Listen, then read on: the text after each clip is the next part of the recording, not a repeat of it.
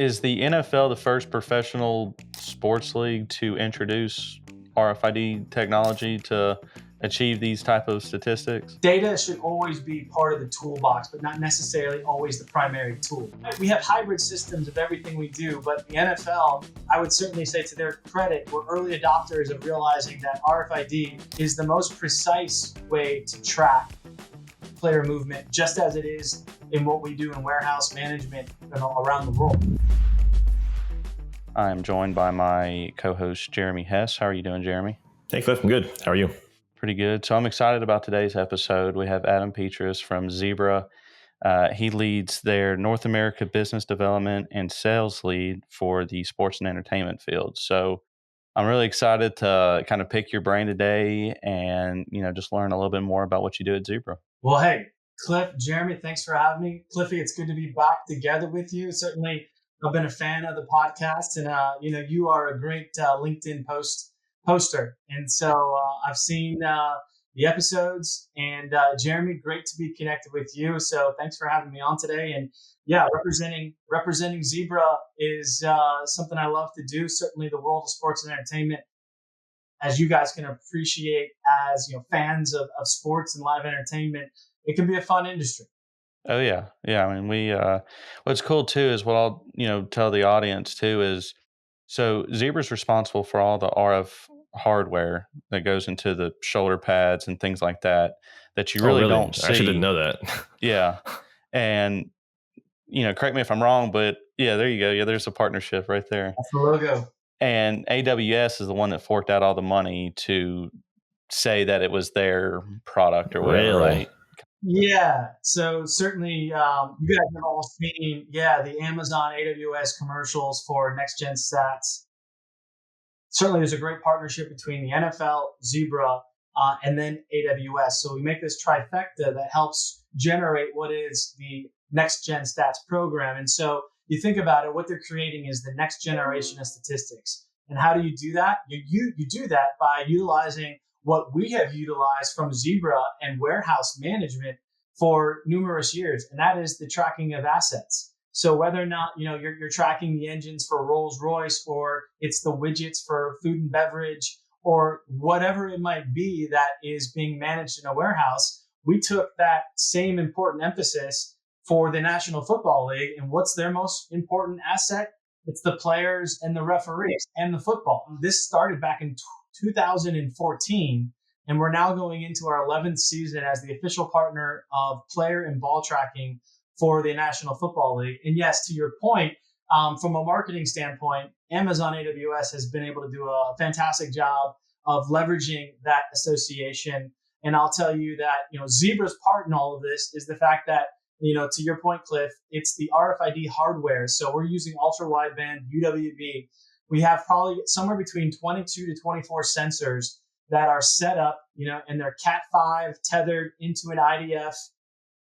And what we're doing is we have the field is covered with overlapping concentric circles. So on a 105-yard kickoff return, we're able to track that from the moment that the ball is kicked to when the ball is traveling in the air. So our receivers are both capturing, X, Y, and Z data. Wow. So if you go back to old, mathematics, and you're looking at a chart of X, Y, and Z, we're able to tell you how high that ball was kicked, its velocity, and then once it's received, the player movement on the field. And we can tell you that 105-yard kickoff return for a touchdown was actually 139 yards with an average rate of speed of 19.7 and a fastest rate of acceleration at 22 miles per hour, which was sustained for 4.5 yards. That's the really neat thing that we're doing. But we were doing that for a long time already in warehouse management, where the assets were, or safety and security. If an employee went into an unauthorized area, or where safety apparatuses need to be applied, we were already doing that. So that's really where this all started for us. And now it's been a beautiful relationship for Zebra. We've been able to leverage that relationship. And of course, who doesn't love this time of year where you've got college football, NFL football kicking off? We're still having a great impact, creating a difference for the NFL with the real-time data that we collect on game day. And then we also have worked relationships with almost half of the NFL uses that same system to track their practices. Right. I was going to ask that.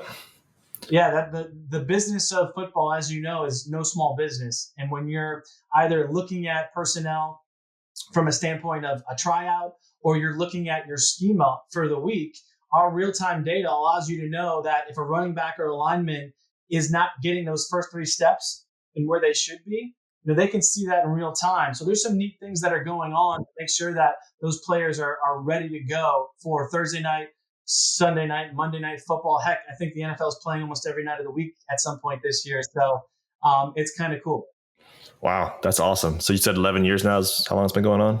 Yeah, it's our 11th year, and we've been able to enhance some of the things that certainly we've been able to capture. But the NFL Next Gen Stats team, and for any of the listeners who are, data nerds like us, in the sense that go to their website, you're going to see a lot of neat storytelling that goes on, and you're looking at everything from time to sack, the time to release, and the metrics that we're I think one play in the NFL is breaking down, and there's 236 data points that they're getting from one play. And then from there, it's a matter of figuring out to the clubs and to the fans which stats are most important. Right. That's all done in real time. So I'm curious, Adam, were you already a part of Zebra when the NFL approached? How did that start? What happened? I started my professional journey in the NFL with the Cleveland Browns. I started in high school on the grounds crew. Bill Belichick was actually the head coach of the Browns. Oh, wow. At that No time. way. So I was a high school What was that, kid. like 2000? Yeah, we're talking late 90s. And my good buddy's stepfather was the head groundskeeper for the Browns. So growing up in Berea, we had summer jobs working on the fields. We would lay mulch at the players' and coaches' houses. But then when the Browns ended up moving to Baltimore, I was singled out and asked if I wanted to stay on with the NFL Cleveland Brown Trust, because the city was going to be promised a team. So I stayed on, maintained the grounds, watered the flowers, cut the grass. And then when the new ownership came in under Al Lerner and Carmen Policy and Bernie Kosar, I was retained and then moved into the front office, which was a really cool opportunity. At this point, I was in college locally at Baldwin Wallace College, which is now a university, but a Division III school where I was running cross country and track, involved in student government. But then I ended up, still working part-time throughout the year. And I ended up working facility director, and then the vice president of business operations, and then the vice president of security.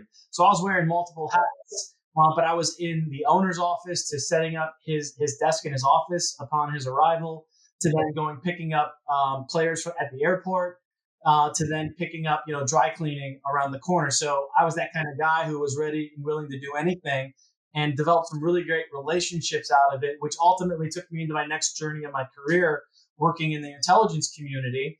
And then after that time as a direct government employee, and I spent 2.5 years in Iraq and some other places, I was on the business side, which then put me into the direction of becoming a certified NFLPA contract advisor or sports agent, where I worked for a firm down in Fort Lauderdale, Florida. We represented Olympic athletes and NFL players. And after doing that for a handful of years, I then had the opportunity to join Zebra.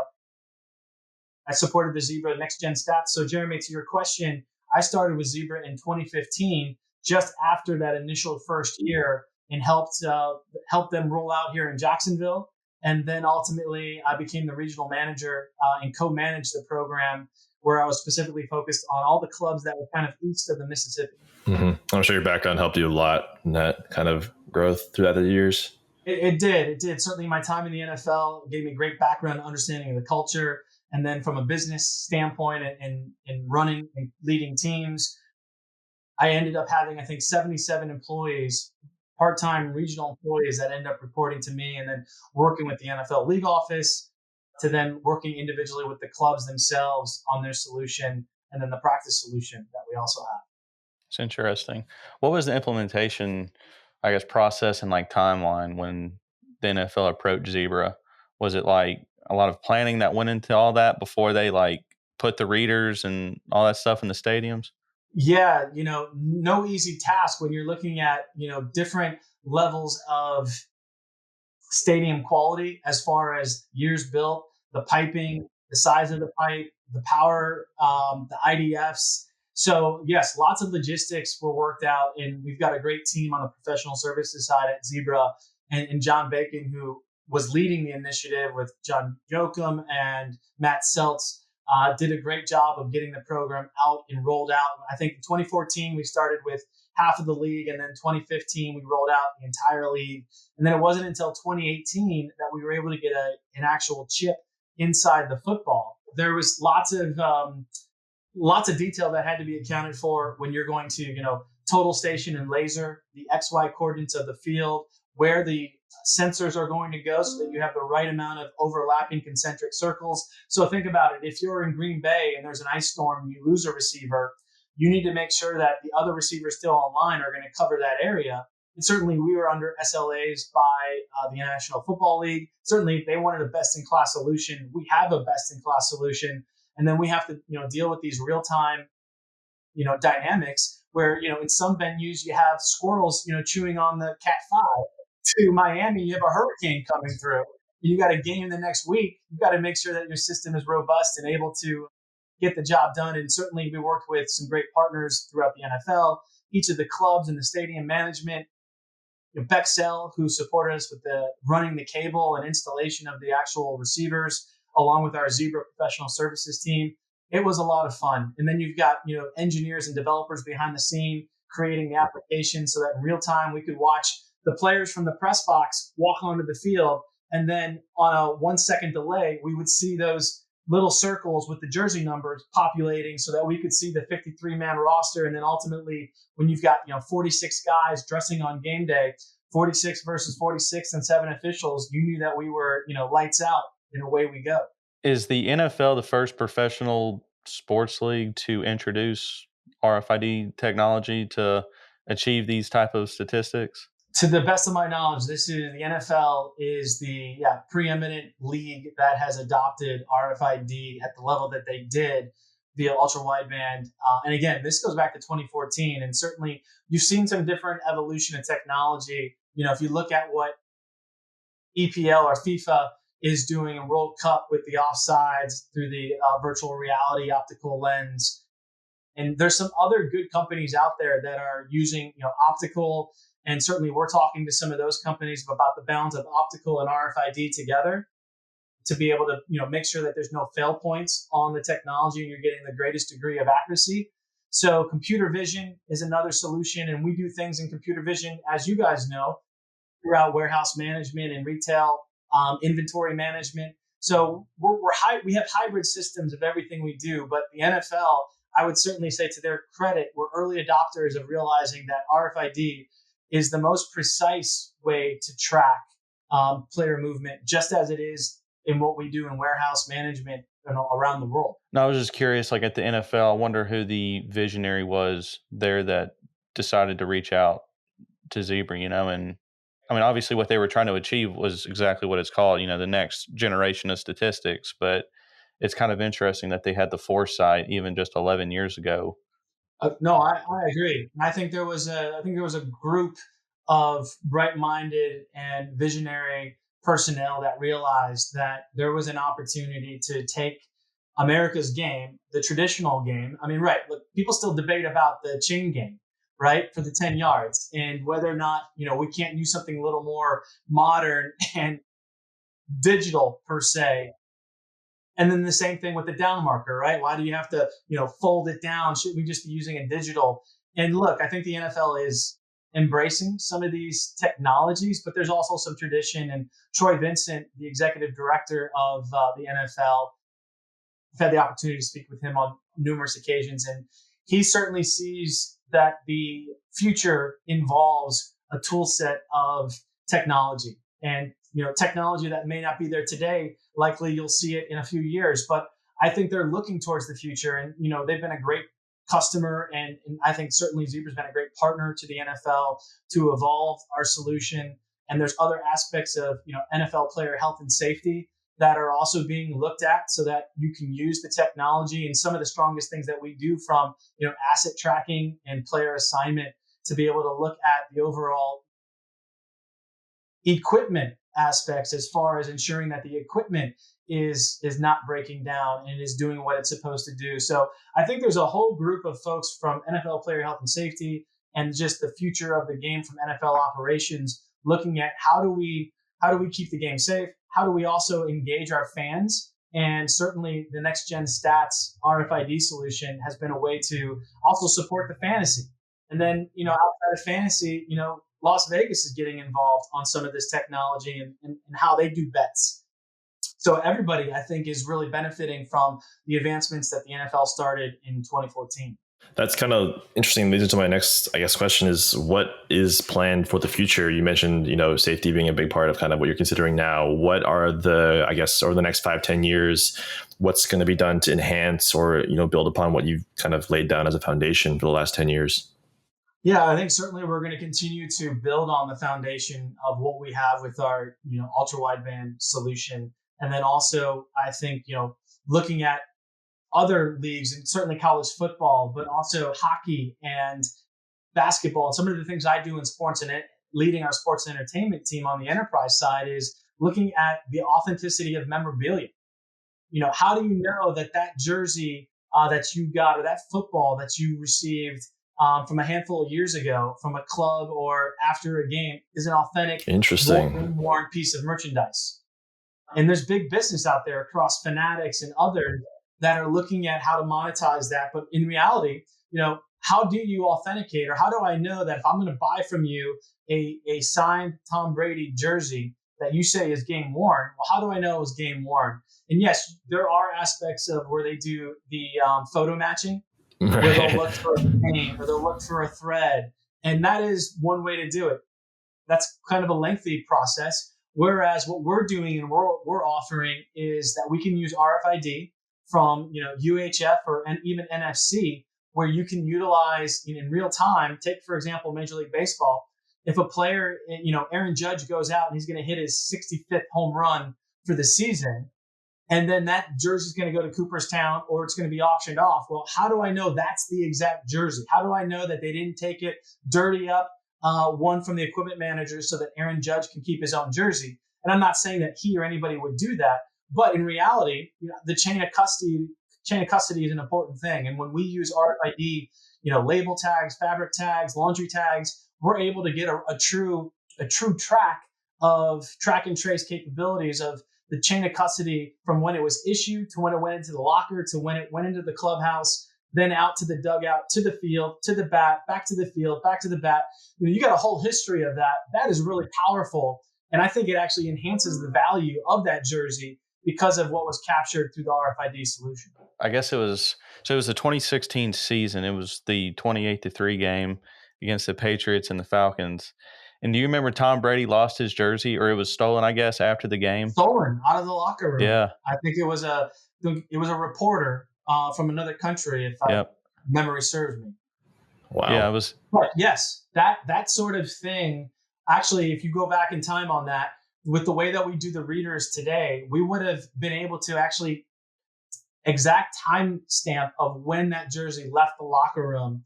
And then, of course, you could take the video, take it back, and you could see exactly. I think we would have found it probably much faster because the capability would have showed you exactly who was coming and going at that time, and then you could narrow it down. And believe me, I think the NFL is doing some really good things on the modernization of credentialing, which is a new initiative this year, and there's been some press about that, which is pretty exciting. And Zebra's part of that with our mobile handheld solutions to validate members of the press, VIPs, going onto the field or into the locker rooms. And there's some other players that are in the venue access control worlds, such as Fortress, Alvarado, Wicket, Access, that are doing some really neat things with their pedestals. And then we complement that with our TC27 handheld devices. But that's, Jeremy, that's where the world is going, is you're using technology and RFID or QR codes to be able to, facial recognition to validate who's where, time and place, and build out this body of data to look at the algorithms of where are people going, who has access, should they have access.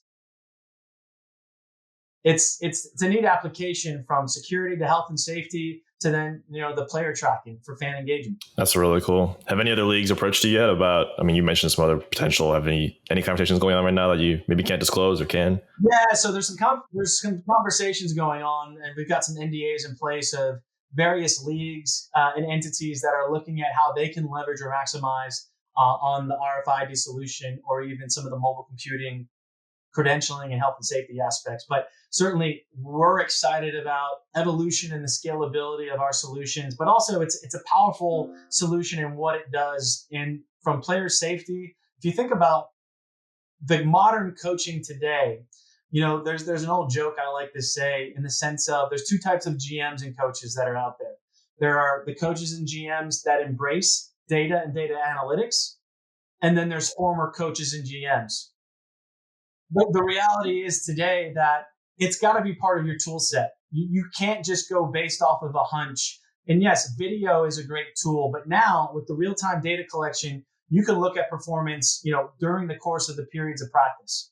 And then there's overlays so that you can take that data and then you can actually look at the video and look at those, speed spikes, or you can look at that level of effort. And so it's a great coaching skill, but also think about from a safety standpoint. If I'm an NFL player today and I'm thinking about my future, right? Because certainly there's dollars to be made in the NFL in the modern world. And so if I work with my coaching staff, my strength and conditioning, and my, director of sports performance, and we're looking at today, and I'm a defensive back, and we're looking at the workouts, I want to understand like what we're going to do today, what we're looking at doing tomorrow. And then what they're going to do is they're going to set thresholds. They're going to say, Adam, for these workouts, we want to see you at 70% of your max effort. And then another day it's 80%. And so they want to condition you to make sure that you are going to be optimal on game day. And, there's some great stories out there. And, Sean Payton was a great ambassador, and the New Orleans Saints was one of the first practice clients of Zebra. And he used to tell these great stories about, Reggie Bush when he was on the team, where Reggie was going out before practice, conditioning, post-practice conditioning. And the next thing you know, they're looking at his numbers, and he was putting in 14 miles a day in practice. And he's a featured running back. Now, I can't recall if it was 14 or 10 or 11, but the reality is that he was off the charts, where they wanted him tailored down to far, far less. And so that's the beauty, is if I'm looking at my career and longevity, is I want to buy in to what the sports performance team is showing me in my data and how they're tracking me in practice. Because think about it, even us, non-elite athletes are tracking our sleep. We're tracking what we eat, how much water we're drinking, or protein shakes, right? Whatever it might be in your vitamins.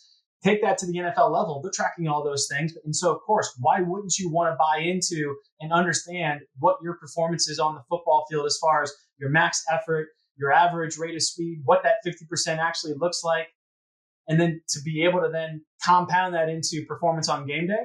And then secondly, bring that into the fact that if you continue to do these things, you could play till you're 44 years old, Tom Brady.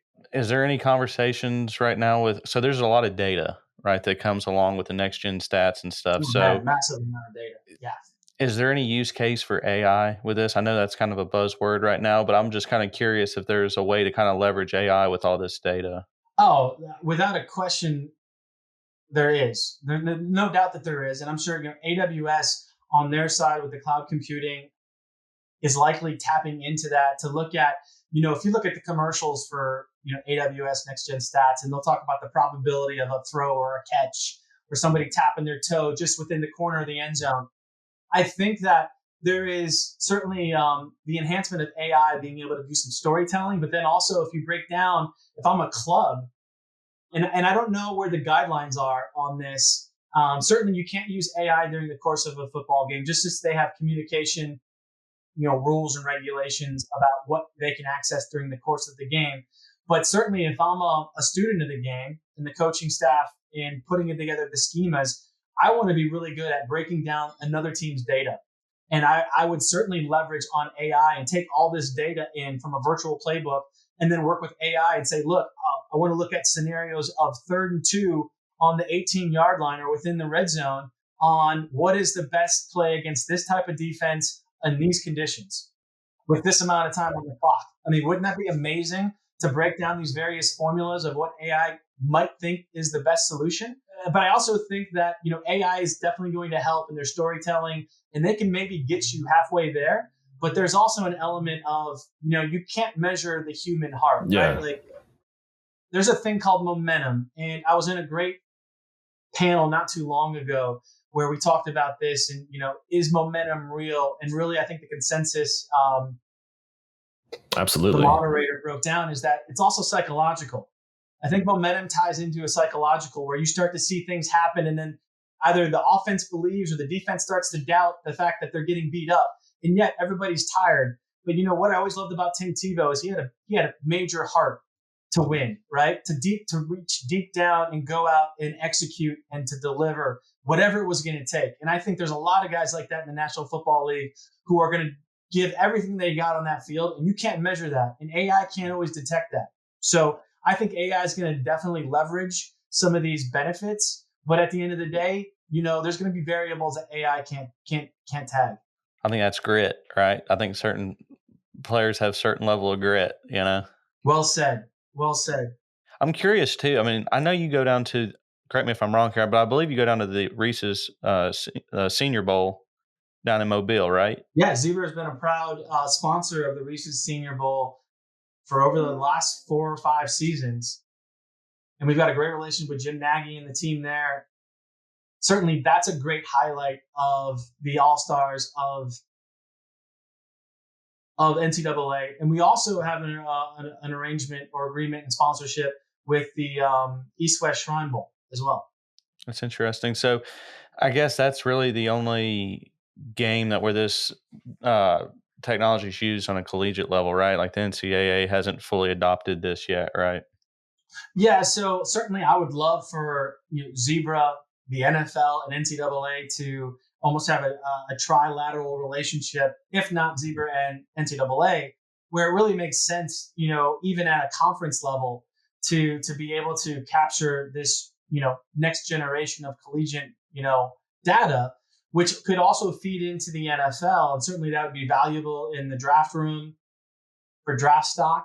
But I think, again, too, I mean, college football, let's face it, there's a lot of heart, even with the NIL and, the question of allegiances by players.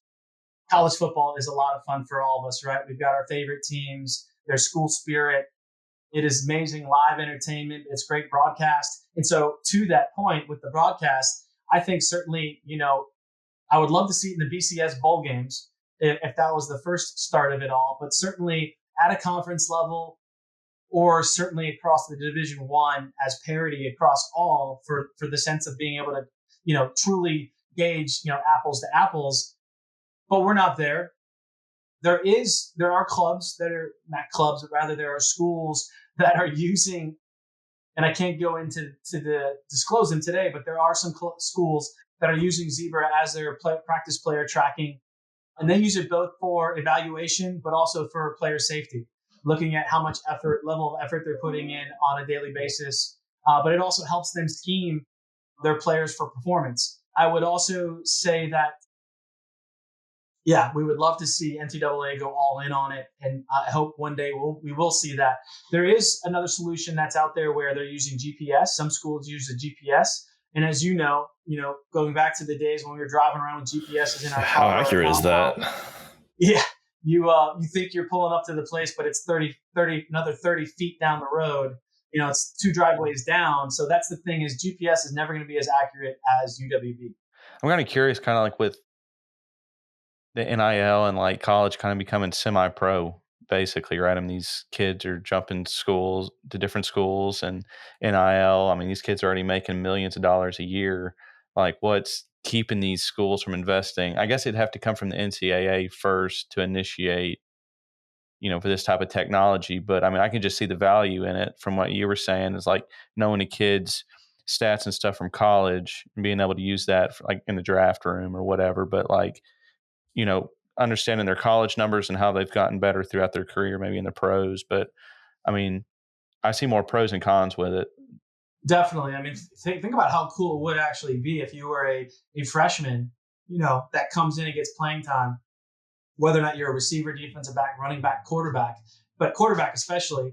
And let's say you did 3 years at that college or university, and then you go into the pros, and we capture your rookie year. Then you go on to play for 10 years. And you end up having 13 seasons of Zebra, UWB, next gen stats data.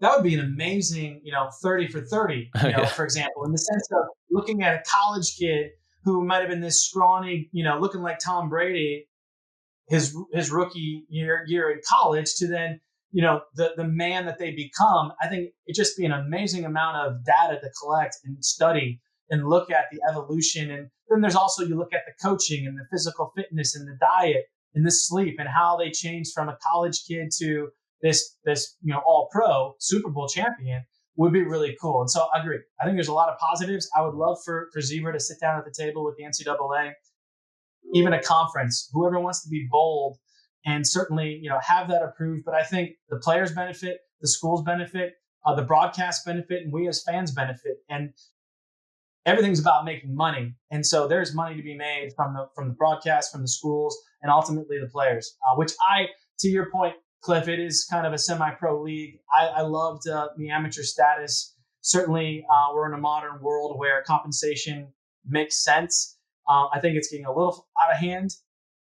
It's a capitalist society. I can't disagree with that.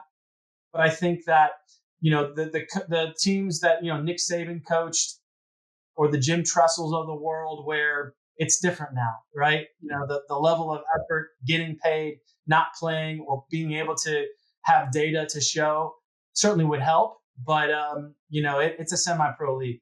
I was joking around with somebody the other day. I was like, I preferred college football when they were getting paid under the table. They've always been getting paid, man. It's just been creative ways. Yes, the perks. The perks. You might not be able to write them off as a tax deduction, but yes, they had some great perks, from suits to cars to now it's Benjamins. Yeah, I know. As a Georgia fan, I get nervous every time I see a player in a Lamborghini. I'm like, oh no, there goes another reckless driving. It's ridiculous, man.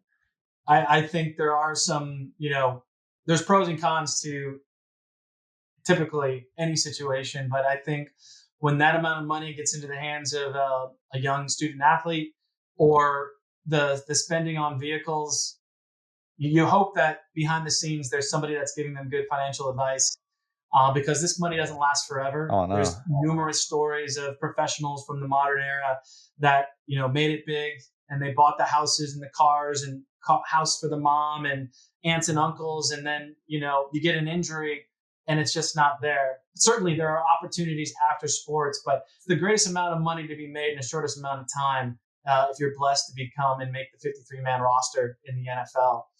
Now, of course, with advertisements and I think Twitter and Instagram and how you can create your own brand, the sky's the limit. So I wanted to talk to you too about the upcoming World Cup. I mean, is Zebra in talks with the World Cup? Kind of take me through that. Soccer, football across the pond, everywhere else, but World Cup. I mean, wow! Talk about an amazing experience. And what we saw just a handful of years ago, of course, was amazing. What the Olympics does is also really exciting for LA 28. Certainly, I was inspired and captivated by the Olympics in Paris. They did a fantastic job. I'm hopeful we're going to see as much splendor and pomp and circumstance in a really neat show, and certainly great sportsmanship and great level of effort. No doubt we will. But yeah, the World Cup is right around the corner, 2026 for the International World Cup, and then 2025 actually will be the club play, which will be really exciting. So I know there's 16 host cities that will be hosting the World Cup here in North America. And we're going to have a balance of some proper, soccer stadiums to some NFL stadiums that are going to be outfitted. We are talking with FIFA in different capacities. And there's certainly things that we can do for them, from the venue access control. Certainly, the athlete tracking in NFL stadiums would be an amazing thing for us to be able to do for them.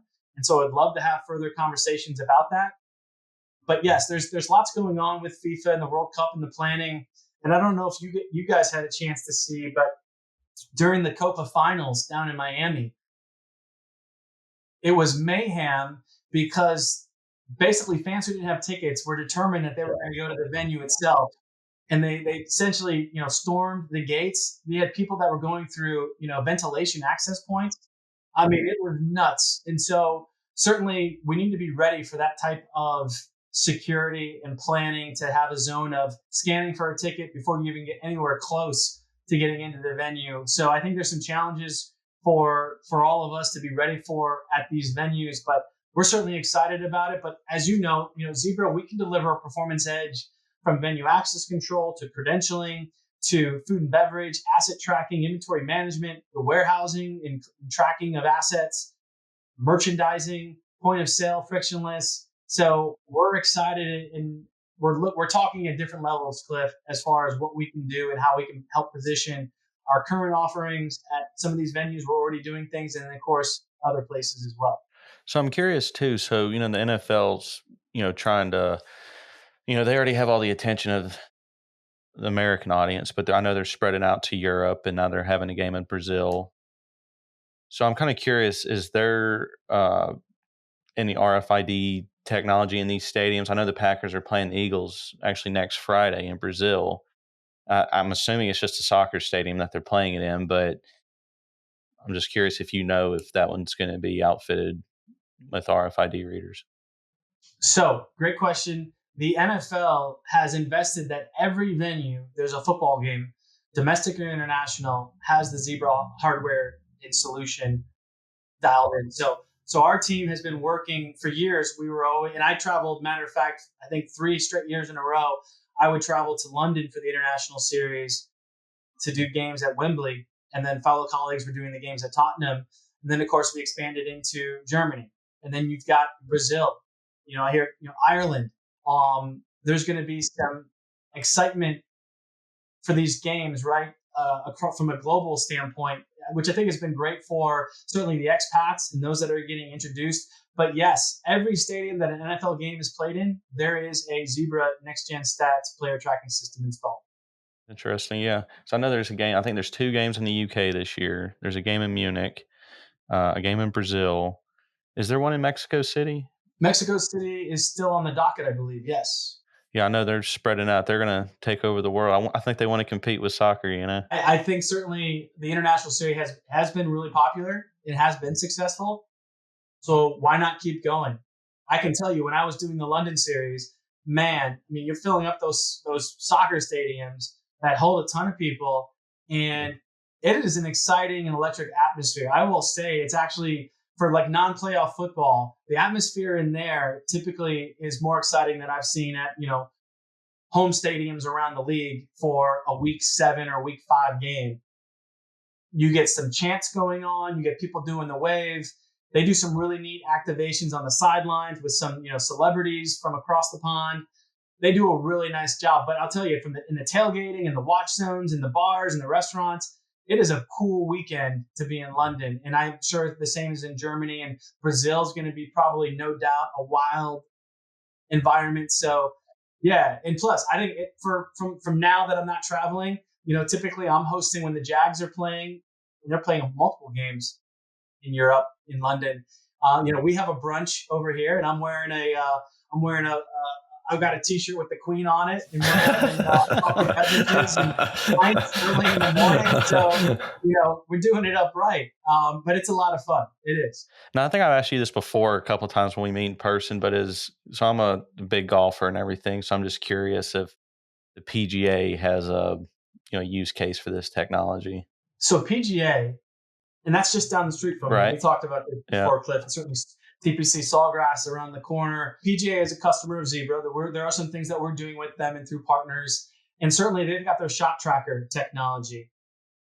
They do some really neat things with how they capture that data. And so there's some opportunity for us to continue to support them in some of the things that we're doing with venue access control and point of sale. Certainly, we'd love to be able to help track any sort of aspect that they might have. And there's some things that we're doing with RFID that are more behind the scenes in support of, going from tournament to tournament. But I think Shot Tracker right now is doing a really nice job of capturing, those shots and doing a nice visual on the screen itself. So there's more for us to do with the PGA. So there's, TBD as far as, what that might look like for the future. It's interesting. So we've talked a lot about sports and everything, but so I know part of your title is and entertainment. Can you take me into a little bit of the entertainment space? I'm assuming that's live venues, concerts, things like that. Yeah, no, that's right. That's certainly a big part of it. You think about, your stadium, concerts and tours. We also then get into festivals. So, from supporting the the groups that put on like Lollapalooza and Austin City Limits were involved in that capacity from a venue access side. There's also point of sale opportunities for us. So you get into concerts, theaters. We get into some of these very niche hospitality aspects for example, of hosting conventions that happen at casinos or large convention centers. We have RFID solutions that help track from the credentialing aspect or how many people are going to a session. We get involved in those side, but the food and beverage side of all of that. So that's kind of where that emphasis is. Certainly, you look at the customer sets from the NFL and NBA, NHL, MLB, IndyCar, F1, horse racing, Major League Soccer, women's soccer, cricket, rugby. Those are your big time sports, certainly NASCAR, but think of motorsports. And then, entertainment is going to tie into some of these, Live Nation, Ticketmaster, other aspects where we're getting into the concert area.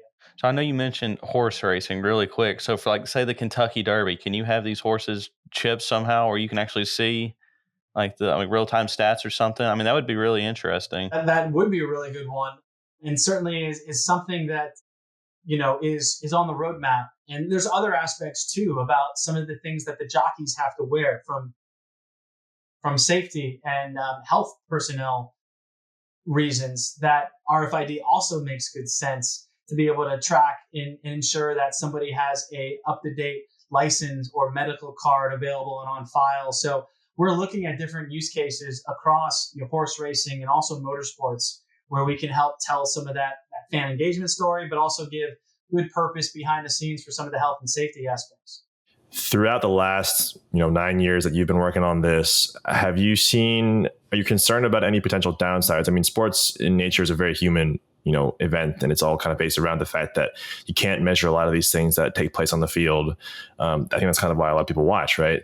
Is that it's kind of unpredictable in that way in human nature. Are there any, what are the negatives you've seen or the kind of pitfalls that you're trying to avoid with, AI especially coming out more prominent, tons of data that can go around, especially for young kids, maybe all that data availability might be sometimes a bad thing.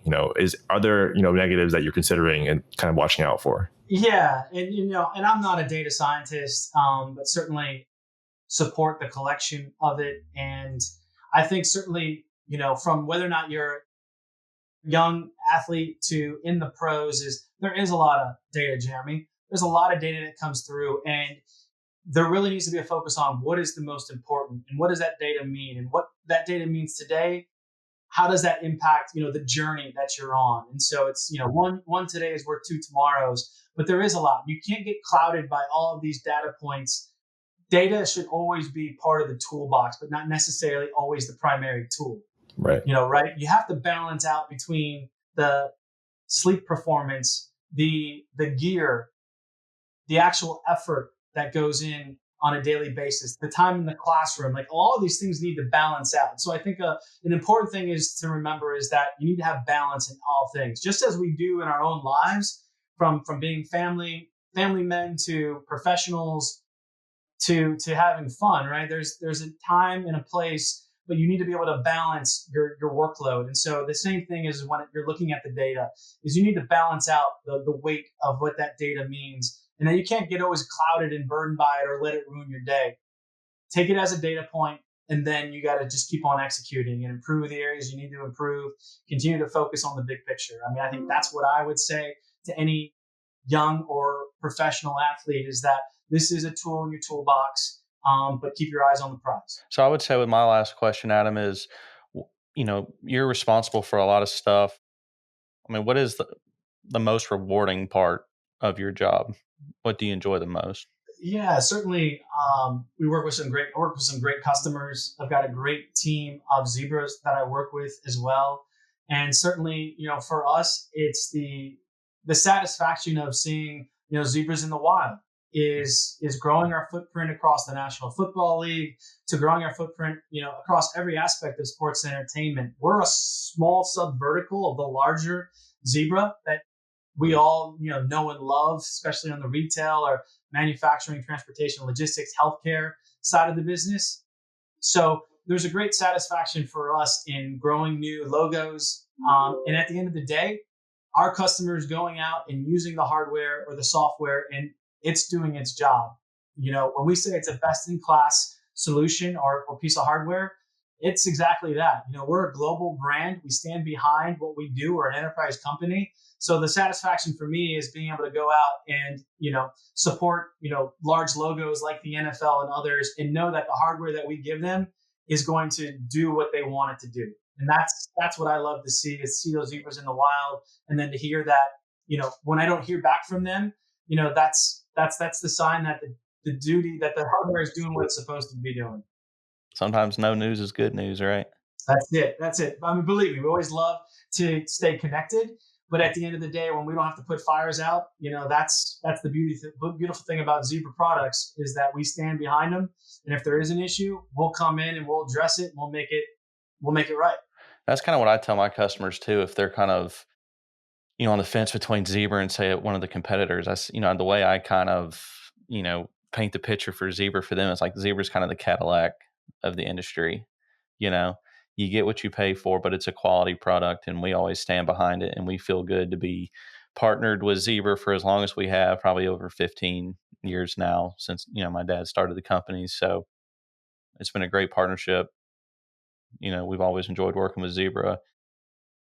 Y'all have some great people working for you. So a lot of long tenured people too. I mean, people have worked there 15, 20, 25 years. So no, you hit it on the head, and certainly we appreciate hearing that sort of thing. But really is the truth. Is we are best in class, and we're a giant in the space. But to your point, like we have become who we are because we do build a really quality product, and we hire really good people who we have a great work culture as well. And I think that's why you've got people who are here for 10, 15, 20, 25, 30 plus years.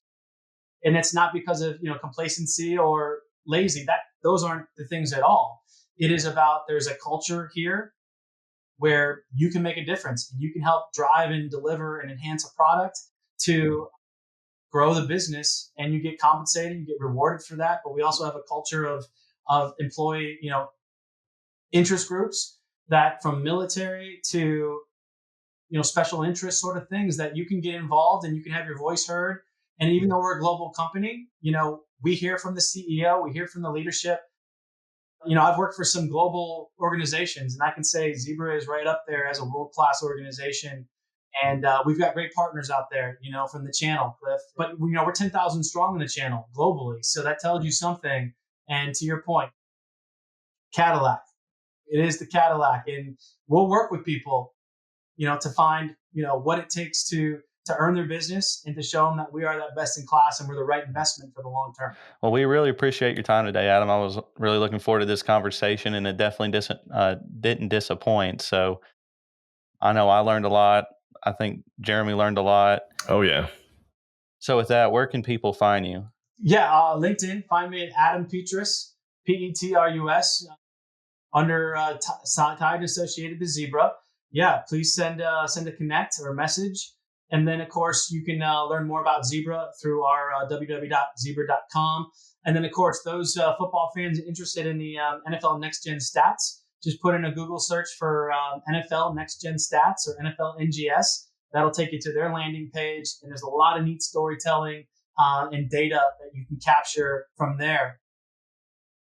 Yeah, it's going to be an exciting year, I think, both across the NFL and NCAA this year. That's awesome. Well, thanks again, Adam, and we'll catch you again. Thank you. Thank you, Adam. Thank you for having me, guys. Love the conversation, and good luck to you both and to your business, and finishing up the quarter and the year strong. That's right.